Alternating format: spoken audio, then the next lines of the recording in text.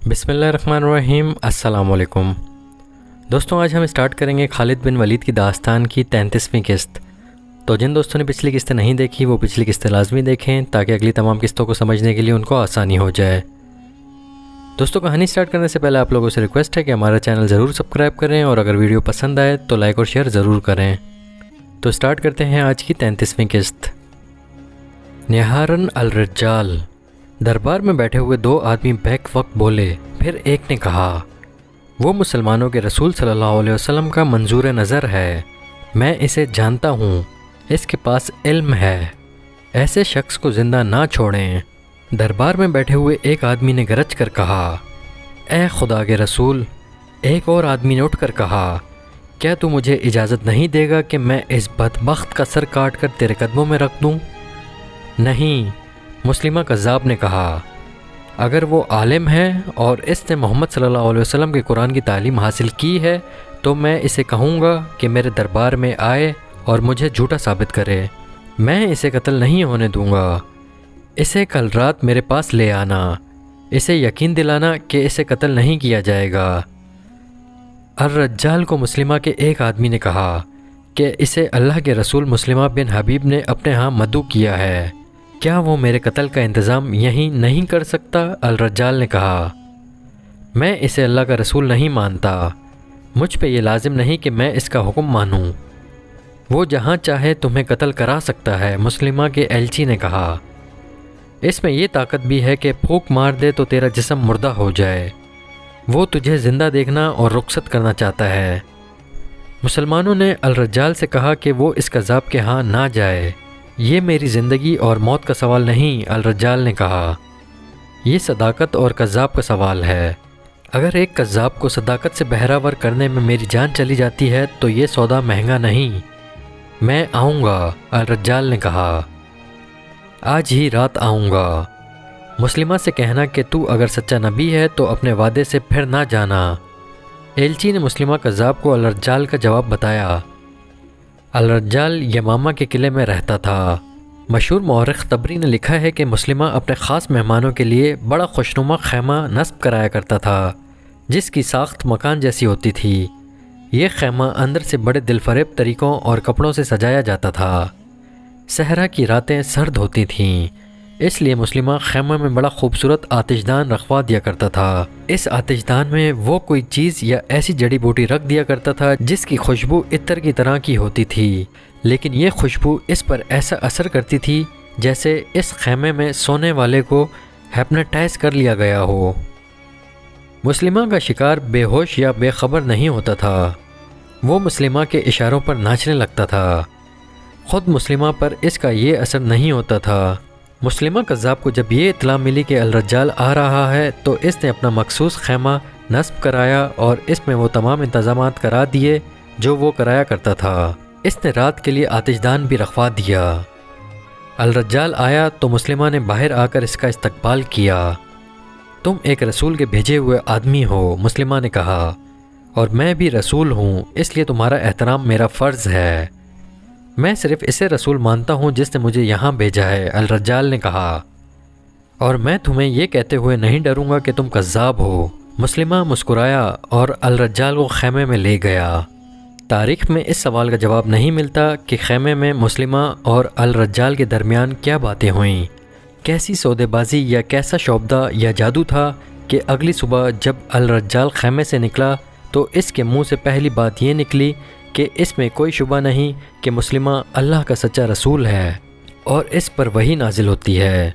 इसने ये भी कहा, मैंने मोहम्मद सल्लल्लाहु अलैहि वसल्लम को ये भी कहते हुए सुना है कि मुस्लिमा सच्चा नबी है। अल-रज्जाल की हैसियत सहाबी की सी थी, इसलिए मुसलमानों ने इस पर एतबार किया। अल-रज्जाल बनु हनीफ़ा से ताल्लुक़ रखता था। अल-रज्जाल का ऐलान सुनकर बनु हनीफ़ा के लोग जोक दर जोक मुस्लिमा को अल्लाह का रसूल मानकर इसकी बैत को आ गए। मौरख़ लिखते हैं कि मुस्लिमा ने यह सोचकर अल-रज्जाल को कत्ल नहीं कराया था कि वो आलिम है और सहाबी का दर्जा रखता है। अगर इसे हाथ में ले लिया जाए तो बैत करने वालों की तादाद में इजाफ़ा हो जाएगा। चुनांचे इस शख्स को हाथ में लेने के लिए आतिशदान का और अपनी ज़बान का जादू चलाया और अल-रज्जाल को अपने दस्ते रास्त बना लिया। अल-रज्जाल ने मुस्लिमा की झूठी नबूवत में रूह फूंक दी। اکثر ماں باپ اپنے نوزائیدہ بچوں کو رسول کریم صلی اللہ علیہ وسلم کے پاس لاتے اور آپ صلی اللہ علیہ وسلم بچے کے سر پر ہاتھ پھیرا کرتے تھے۔ الرجال نے مسلمہ کذاب کو مشورہ دیا کہ وہ بھی نوزائیدہ بچوں کے سروں پر ہاتھ پھیرا کرے۔ مسلمہ کو یہ بات اچھی لگی، اس نے کئی نوزائیدہ بچوں اور بچیوں کے سروں پر ہاتھ پھیرا۔ مورخوں نے لکھا ہے کہ یہ بچے جب سن بلوغت میں داخل ہوئے تو ان کے سروں کے بال اس طرح جھڑ گئے کہ کسی مرد یا عورت کے سر پر ایک بھی بال نہ رہا۔ اس وقت تک مسلمہ کو مرے ہوئے زمانہ گزر گیا تھا۔ اس دوران ایک عورت نے بھی نبوت کا دعویٰ کیا۔ اس کا نام سجہ تھا۔ وہ الحارث کی بیٹی تھی۔ اسے ام صادرہ بھی کہا جاتا تھا۔ اس کی ماں عراق کے ایک قبیلے سے تھی اور باپ بنو یربوع سے تعلق رکھتا تھا۔ الحارث اپنے قبیلے کا سردار تھا۔ سجہ بچپن سے خودسر اور آزاد خیال تھی۔ وہ چونکہ سرداروں کے خاندان میں جنی پلی تھی، اس لیے دوسروں پر حکم چلانا اس کی سرشت میں شامل تھا۔ وہ غیر معمولی طور پر ذہین اور عقل مند نکلی۔ ایک دو مورخوں نے لکھا ہے کہ یہ غیب دان بھی تھی اور وہ آنے والے وقت کو قبل از وقت جان لیتی تھی۔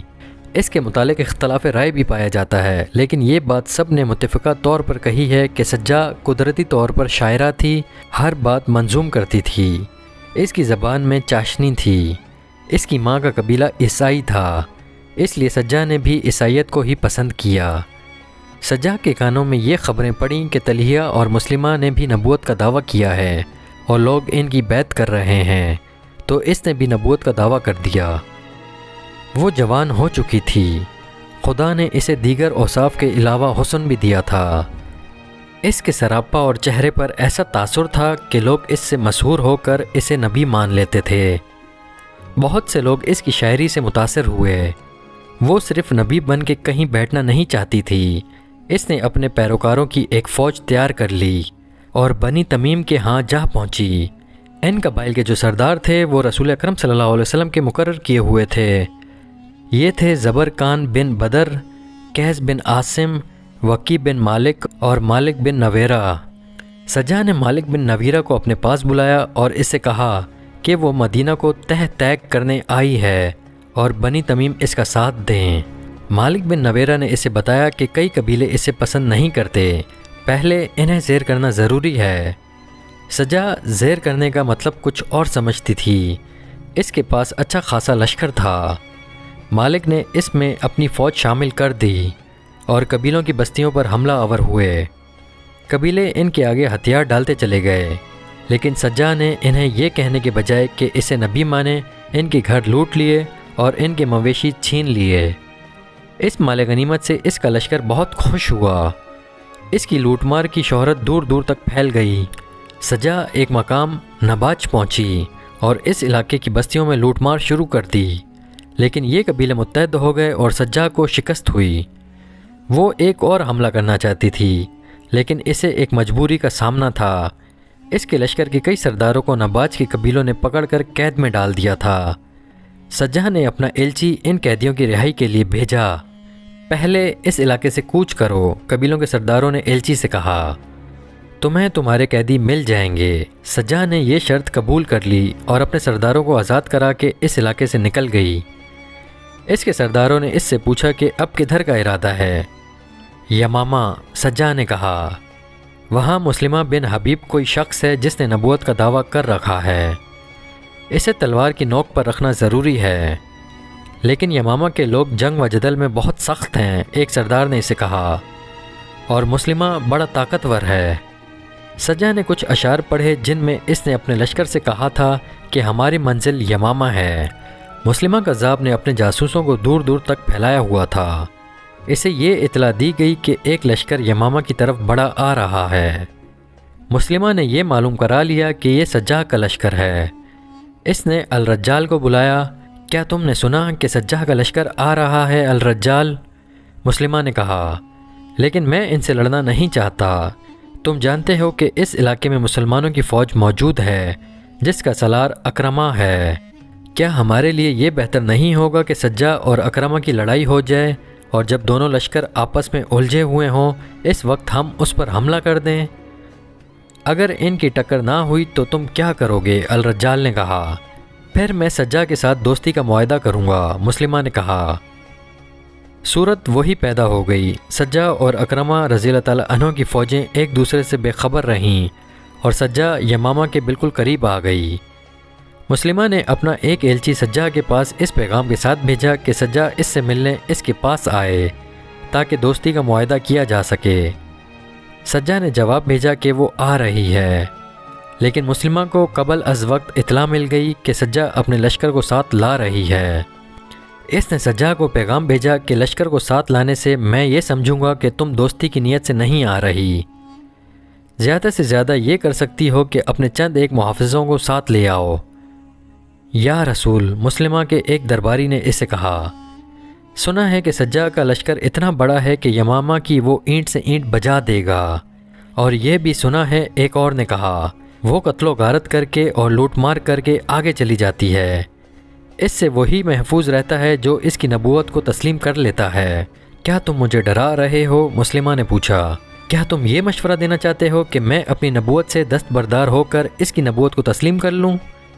نہیں اللہ کے رسول، اسے جواب ملا، ہمارا مطلب احتیاط سے ہے، وہ کوئی اپنا ہاتھ نہ دکھا جائے۔ مسلمہ نے کہکا لگایا اور کہا، تم شاید میری صورت دیکھ کر مشورے دے رہے ہو، کیا تم مجھے کوئی ایسی عورت دکھا سکتے ہو جو میرے پاس آئی ہو اور میری گرویدہ نہ ہو گئی ہو؟ سجا کو آنے دو، وہ آئے گی، جائے گی نہیں، اور وہ زندہ بھی رہے گی۔ وہ آ گئی اور وہ لشکر کے بغیر آئی۔ یمامہ کے لوگوں نے اسے دیکھا اور آوازیں سنائی دیں۔ اتنی خوبصورت عورت پہلے کبھی نہیں دیکھی تھی۔ اگر نبوت حسن پر ملتی ہے تو اس عورت کو نبوت مل سکتی ہے۔ اس کے ساتھ 40 محافظ تھے جو اعلیٰ نسل کے گھوڑوں پر سوار تھے۔ ایک سے ایک خوبصورت جوان تھا، کمر سے تلواریں لٹک رہی تھیں اور ان کے ہاتھوں میں برچھیاں تھیں۔ سجا جب قلعے کے دروازے پر پہنچی تو دروازہ بند تھا۔ اسے دیکھ کر بھی کسی نے دروازہ نہ کھولا۔ کیا ایسا آدمی خدا کا رسول ہو سکتا ہے جو مہمان کو بلا کر دروازہ بند رکھتا ہے؟ سجا نے بلند آواز سے کہا، کیا وہ نہیں جانتا کہ وہ اس عورت کی توہین کر رہا ہے جسے خدا نے نبوت عطا کی ہے؟ معزز مہمان، قلعے کے اوپر سے آواز آئی، تم پر سلامتی ہو، ہمارے رسول نے کہا ہے کہ محافظ باہر رہیں اور مہمان اندر آ جائے۔ دروازہ کھول دو۔ سجا نے دلیری سے کہا اور اپنے محافظوں سے کہا، تم سب قلعے سے دور چلے جاؤ، لیکن ہم ایک اجنبی پر کیسے اعتبار کر سکتے ہیں؟ محافظ دستے کے سردار نے کہا، اگر سورج غروب ہونے تک میں واپس نہ آئی تو اس قلعے کو ملبے کا ڈھیر بنا دینا۔ سجا نے کہا، اور اس شہر کے ایک بچے کو بھی زندہ نہ چھوڑنا۔ میری لاش کو مسلمہ اور اس کے خون سے نہلا کر یہیں دفن کر دینا، لیکن مجھے یقین ہے کہ میں قلعے سے کچھ لے کر نکلوں گی۔ محافظ چلے گئے اور دروازہ کھل گیا، مگر اس کے استقبال کے لیے مسلمہ موجود نہیں تھا۔ اس کے حکم پر دروازے پر کھڑے 2 گھوڑ سوار اسے قلعے کے صحن میں لے گئے، جہاں ایک چوکور خیمہ نصب تھا۔ اس کے ارد گرد درخت اور پودے تھے اور نیچے گھاس تھی۔ سجا کو خیمے میں داخل کر دیا گیا۔ اندر کی سجاوٹ نے اسے مسحور کر دیا، مگر مسلمہ وہاں نہیں تھا۔ وہ بیٹھ گئی۔ تھوڑی دیر بعد مسلمہ خیمے میں داخل ہوا۔ سجا نے اسے دیکھا تو اس کے ہونٹوں پر مسکراہٹ آ گئی۔ اس مسکراہٹ میں تمسخر تھا۔ سجا نے اتنا بدصورت آدمی کبھی نہیں دیکھا تھا۔ اتنے چھوٹے قد کا آدمی شاذ و نادر ہی کبھی نظر آتا تھا۔ کیا تم نے نبوت کا دعویٰ کیا ہے؟ سجا نے اس سے طنزیہ لہجے میں پوچھا۔ دعویٰ کرنا کچھ اور بات ہے، مسلمہ نے سجا کی آنکھوں میں آنکھیں ڈال کر کہا۔ یہ سچ ہے کہ میں خدا کا بھیجا ہوا رسول ہوں۔ میں محمد صلی اللہ علیہ وسلم کو رسول نہیں مانتا، لیکن اس نے اپنی رسالت منوا لی ہے۔ لوگ اس لیے مان گئے ہیں کہ قبیلہ قریش کی تعداد اور طاقت زیادہ ہے۔ انہوں نے اب دوسروں کے علاقوں پر قبضہ کرنا شروع کر دیا ہے۔ مشہور مورخ طبری نے چند ایک حوالوں سے لکھا ہے کہ مسلمہ نے سجا کی آنکھوں میں آنکھیں ڈال دیں۔ اس کے ہونٹوں پر دل فریب مسکراہٹ تھی۔ بہت عرصے بعد سجا نے کسی موقع پر کہا تھا کہ اس نے اتنی چھوٹی چھوٹی آنکھیں میری آنکھوں میں ڈالیں تو مجھے ایسا محسوس ہوا جیسے ٹھگنا سا یہ بدصورت آدمی پر اسرار سا ایک اثر بن کر آنکھوں کے راستے میرے وجود میں اتر رہا ہے۔ مجھے اطمینان سا ہونے لگا کہ یہ شخص مجھے قتل نہیں کرے گا۔ کچھ اور وقت گزرا تو اس احساس نے جیسے مجھے بے بس کر دیا کہ میں اس کے وجود میں سما جاؤں گی اور میرا وجود ختم ہو جائے گا۔ اگر تم نبی ہو تو کوئی الہامی بات کرو، سجاد نے کہا۔ تم نے کبھی سوچا ہے کہ تم کس طرح پیدا ہوئی تھیں؟ مسلمہ نے ایسے انداز سے کہا جیسے شعر پڑھ رہا ہو۔ تم نے شاید یہ بھی نہیں سوچا کہ جس طرح تم پیدا ہوئی تھیں اس طرح تم بھی انسانوں کو پیدا کرو گی، مگر تنہا نہیں، مجھے خدا نے بتایا ہے۔ اس نے قرآن کی آیات کی طرز کے الفاظ بولے۔ وہ ایک زندہ وجود سے زندہ وجود پیدا کرتا ہے، پیٹ سے، انتڑیوں سے۔ سجا مسحور ہوتی چلی گئی۔ مسلمہ شاعروں کے لب و لہجے میں باتیں کرتا رہا۔ سجا نے محسوس ہی نہ کیا کہ مسلمہ اس کے جذبات کو مشتعل کر رہا ہے، اور وہ یہ بھی محسوس نہ کر سکی کہ سورج غروب ہو چکا ہے۔ مجھے یقین ہے کہ تم آج رات یہیں رہنا چاہو گی، مسلمہ نے کہا۔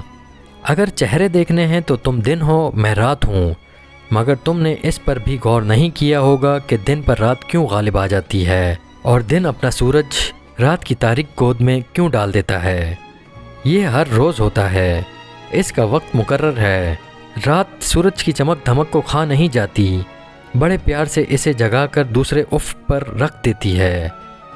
ہاں مسلمہ، سجاد نے کہا، میرا جی چاہتا ہے کہ میں مان لوں کہ تم سچے نبی ہو۔ اتنا بدصورت آدمی اتنی خوبصورت باتیں نہیں کر سکتا۔ کوئی غیبی طاقت ہے جو تم سے اتنی اچھی باتیں کروا رہی ہے۔ وہ چونک پڑی اور بولی، سورج غروب ہو گیا ہے۔ اگر میں نے قلعے کی دیوار پر کھڑے ہو کر اپنے محافظوں کو نہ بتایا کہ میں زندہ ہوں تو تمہاری بستیوں کی گلیوں میں خون بہنے لگے گا۔ مسلمہ نے اسے اپنے 2 محافظوں کے ساتھ قلعے کی دیوار پر بھیج دیا اور خیمے میں رکھا ہوا آتش دان جلانے کا حکم دیا۔ فانوس بھی روشن ہو گئے۔ مسلمہ نے آتش دان میں چھوٹی سی کوئی چیز رکھ دی، کمرے میں خوشبو پھیلنے لگی۔ سجا واپس خیمے میں آئی تو اس پر خمار سا طاری ہونے لگا۔ وہ عام سی عورتوں کی طرح رومان انگیز باتیں کرنے لگی۔ کیا یہ اچھا نہیں ہوگا کہ ہم میاں بیوی بن جائیں؟ مسلمہ نے اس کی آنکھوں میں آنکھیں ڈال کر پوچھا۔ اس سے اچھی اور کوئی بات نہیں ہو سکتی، سجا نے مخمور سی آواز میں جواب دیا۔ صبح طلوع ہوئی تو سجا اس انداز سے باہر نکلی جیسے دلہن اپنی پسند کے دولہا کے ساتھ ازواجی زندگی کی پہلی رات گزار کر نکلی ہو۔ قلعے میں شادیانے بجنے لگے۔ سجا کے لشکر تک یہ خبر پہنچی کہ سجا نے مسلمہ کے ساتھ شادی کر لی ہے۔ یہ شادی اسلام کے لیے بہت بڑا خطرہ بن گئی۔ ارتداد کے 2 لشکر متحد ہو گئے، لیکن یہ اتحاد جلدی بکھر گیا کیونکہ مسلمہ نے سجا کو دھوکہ دیا اور وہ دل برداشتہ ہو کر عراق اپنے قبیلے چلی گئی۔ مسلمہ نے اپنے لیے ایک بہت بڑے خطرے کو ختم کر دیا تھا۔ سجا کو اتنا صدمہ ہوا کہ وہ نبوت کے دعوے سے دستبردار ہو گئی۔ بعد میں وہ مسلمان ہو گئی اور کوفہ چلی گئی تھی۔ اس نے بڑی لمبی عمر پائی اور متقی اور پارسا مسلمان کی حیثیت سے مشہور رہی۔ رسول کریم صلی اللہ علیہ وسلم کے وصال کے ساتھ ہی ہر طرف بغاوت اور عہد شکنی کا طوفان اٹھ کھڑا ہوا۔ ایک طوفان صحابہ رضی اللہ تعالیٰ عنہ کے اپنے ہاں اٹھا۔ یہ خلیفہ اول کے انتخاب کا مسئلہ تھا۔ انصار اور مہاجرین کے درمیان کھچاؤ سا بھی پیدا ہو گیا۔ ابو بکر رضی اللہ تعالیٰ عنہ نے آخر یہ فیصلہ عمر رضی اللہ تعالیٰ عنہ اور ابو عبیدہ رضی اللہ تعالیٰ عنہ پر چھوڑا اور کہا کہ یہ دونوں جسے پسند کریں اسے سب خلیفہ مان لیں۔ آپ مہاجرین میں سب سے افضل ہیں۔ عمر رضی اللہ تعالیٰ عنہ نے فیصلہ ابو بکر رضی اللہ تعالیٰ عنہ کے حق میں دیا اور ان سے کہا، غار میں آپ رسول اللہ صلی اللہ علیہ وسلم کے رفیق اور نماز پڑھانے میں ان کے قائم مقام رہے ہیں۔ دین کے احکام میں نماز سب سے افضل ہے۔ ہمیں ایسا کوئی شخص نظر نہیں آتا جو آپ سے برتر ہو۔ بلا شک آپ خلافت کے حقدار ہیں۔ سب سے پہلے عمر رضی اللہ تعالیٰ عنہ نے آگے بڑھ کر ابو بکر رضی اللہ تعالیٰ عنہ کے ہاتھ پر بیعت کی۔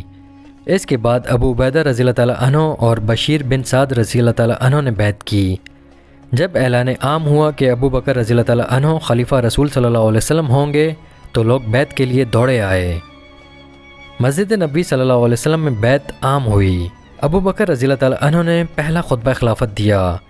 لوگوں، خدا کی قسم میں نے خلافت کی خواہش کبھی نہیں کی تھی، نہ کبھی دل میں نہ کبھی ظاہری طور پر۔ اس کے لیے اللہ سے دعا کی تھی